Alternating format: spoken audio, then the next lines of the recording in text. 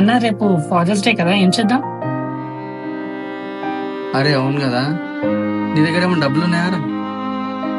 అయ్యో లేవన్నా. అరే మరి ఎట్లారా, ఏం చేద్దాం? సరే మరి ఇది తీసుకెళ్ళి డబ్బులు తీసుకురారా. ఇదా? ఎంతో ఇష్టంతో కొనుక్కున్నావు కదా, ఎలా అమ్మేస్తావురా? డాడీ కన్నా ఎక్కువ కాదు కదరా.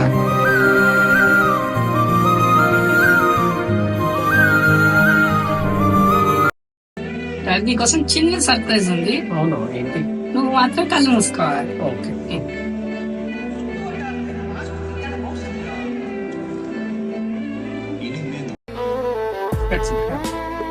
Happy father's day daddy. Thank you.